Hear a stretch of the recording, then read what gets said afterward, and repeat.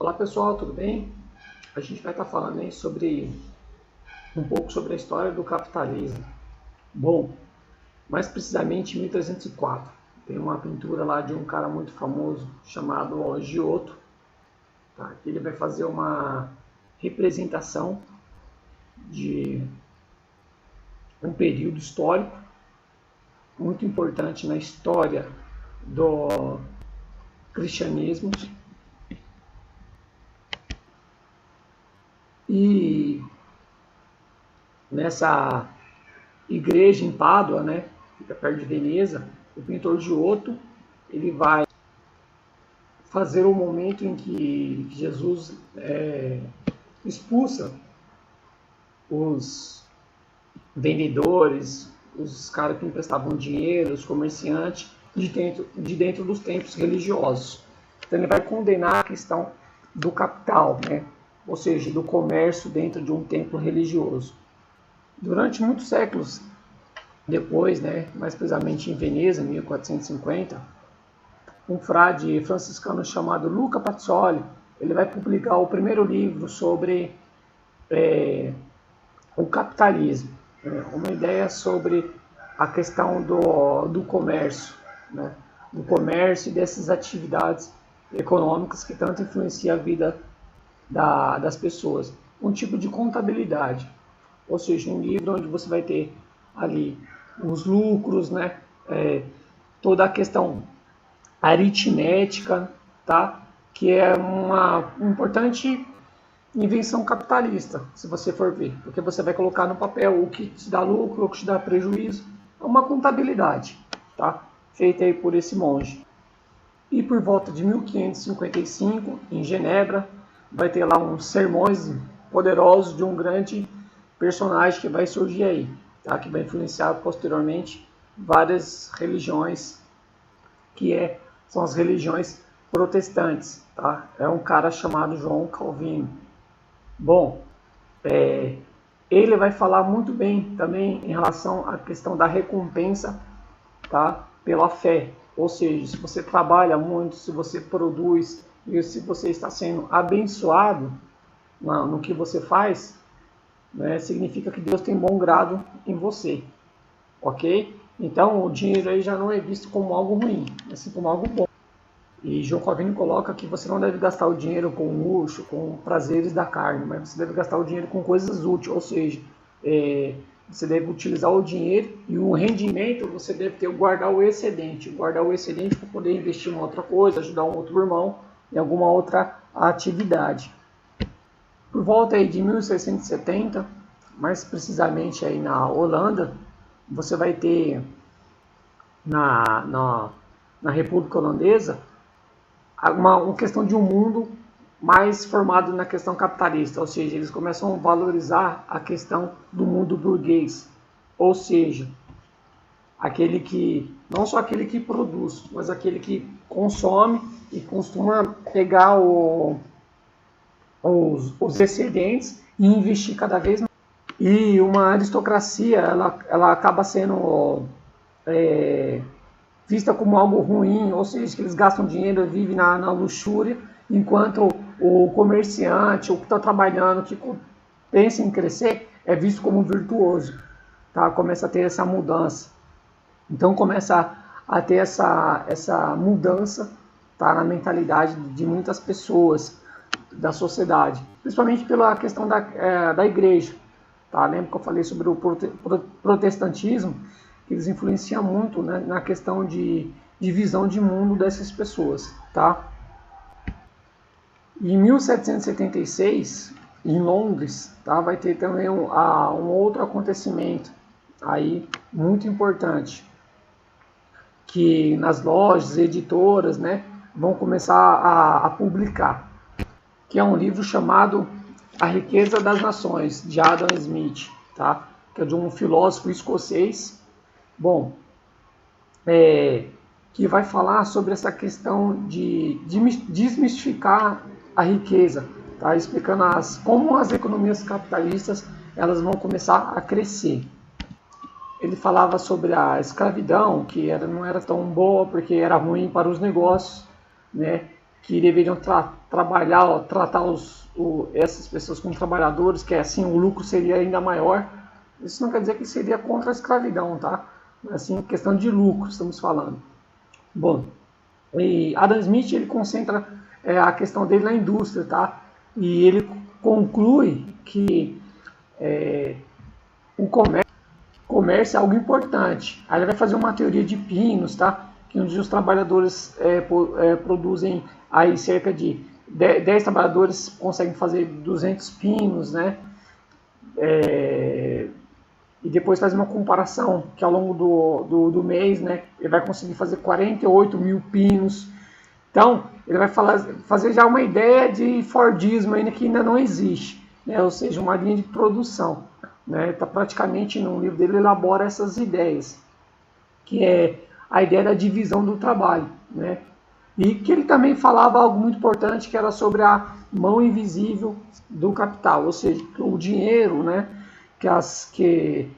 que o mercado ele é formado por uma questão invisível. Que questão invisível é essa? Essa é o próprio meio de produção que tem historicamente, tá? Independentemente do governante ou não, porque as coisas elas vão se transformando com o tempo.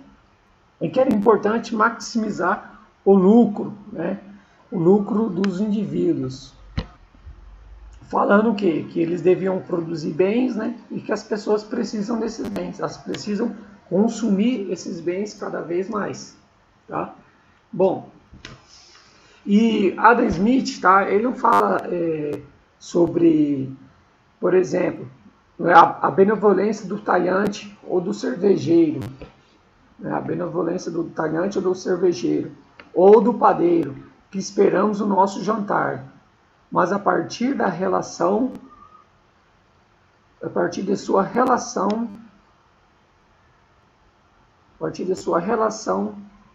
ou do padeiro. E vai ter aí as mudanças, né? E quem vai se beneficiar muito disso é, como todo mundo conhece, a Inglaterra, tá? Bom, porque no seu território vai ter várias construções, vai ter um desenvolvimento muito grande, a questão da construção naval muito pesada, a questão do carvão, né? Então a Inglaterra aí ela vai se tornar uma classe rica capitalista. Então ela vai dominar muito a questão industrial, né? Tudo vai estar em volta dela.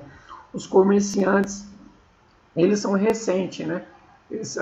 Uma nova classe rica que está vindo, ok? Então que são aquelas pessoas que triunfaram, né? Que cresceram muito. Mas muitos ainda, né, existe ainda também uma classe rica, né, que também não está um pouco furiosa, né, com essa questão de desenvolvimento também desenfreado, ok? Uma classe que fica ruim, por exemplo, que ele fala sobre os privilégios que essas pessoas têm e da exploração que ele tem contra as pessoas, por exemplo, com a exploração capitalista, a exploração da vida humana, né, de crianças, de velhos, né. Bom, aí tem algumas pessoas que condenam, né, essas atividades, tá?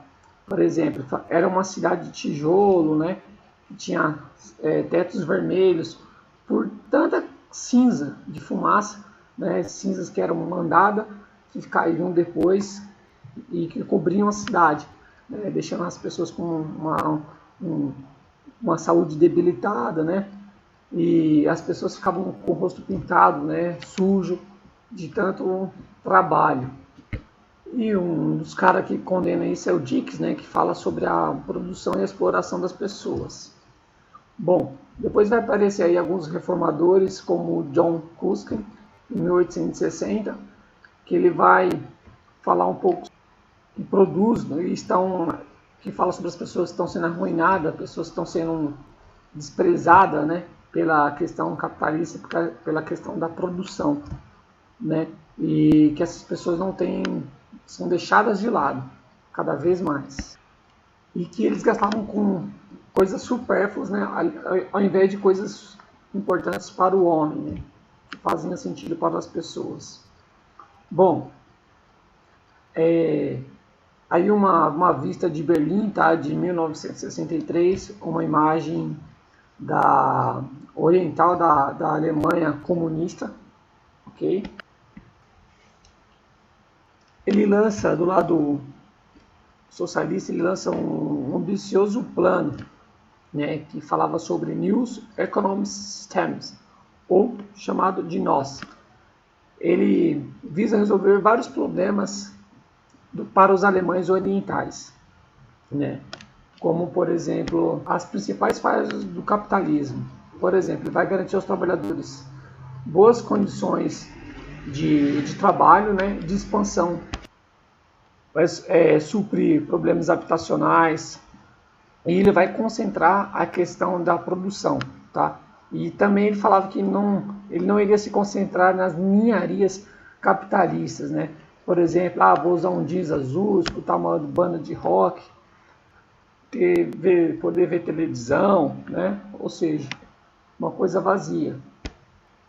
Mas as falhas do comunismo, né, elas se tornam muito fatal. E tem aí uma revolta de vários setores da sociedade. Começa aí com a questão do café, né, a disponibilidade do café. Vários alemães orientais, eles adoram beber café, né? E teve uma grande aumento nos preços global da questão do café, que levou a um problema, tá, no fornecimento do café, dificultando assim a importação de café. Bom, aí o que eles fazem? Eles misturam café com café mit, né, que é uma mistura de café com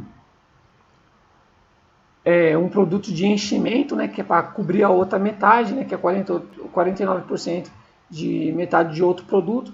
Só que eles não aceitam muito, né, que eles ficam meio achando ruim com essa mistura, né, que é um tipo de chicória, centeio de beterraba, que é essa mistura. Bom, isso debela, tá, uma situação, um movimento que vai contra esse comunismo. E aí o Estado coloca a polícia em ação, né, para debelar essas greves pessoal. Bom, aí em homenagem ao involuntário, ao capitalismo, né, dizendo que o capitalismo é bom, que o seu desenvolvimento ele é essencial e tem vários luxos aí para eles usufruir. Em novembro de 1989, né, quando é quebrada aí a questão do Muro de Berlim, né, vocês vão ter aí uma migração de muita gente para a EDECA, né, que é um lugar onde vendia ali, tipo um supermercado, né, que vendia vários produtos diferentes para a compra de café e outros artigos diferentes. E ficaram maravilhados, né, com várias coisas diferentes que tinha, com que o capitalismo poderia fornecer. Em 1999, né, em Seattle, nos Estados Unidos, ali começa a Organização Mundial do Comércio, né, onde um corpo capitalista é dedicado a remover a proteção da indústria. Vamos começar a falar sobre a questão de um comércio global. E muito comércio e desenvolvimento faz com que vários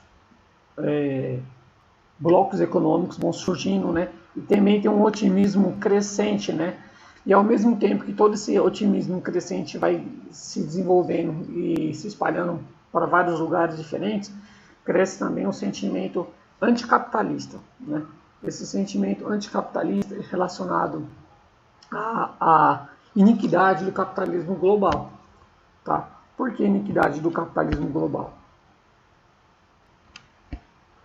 Porque as queixas são muito parecidas com aquelas do cristianismo, né, primitivo lá, onde as pessoas não ligam para a fé espiritual, são deixadas coisas importantes de lado, né?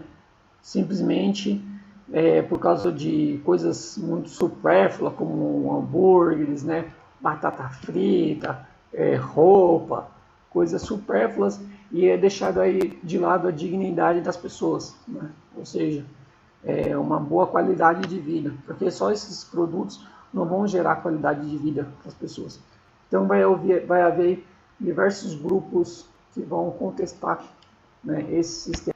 E por sua vez o Estado globalista, né, e neoliberal vai usar aí as forças, a Guarda Nacional, né, para impedir protesto, impedir que pessoas se voltem contra esse sistema, que é um sistema que realmente dá muito lucro, né, e que beneficia uma classe privilegiada da população.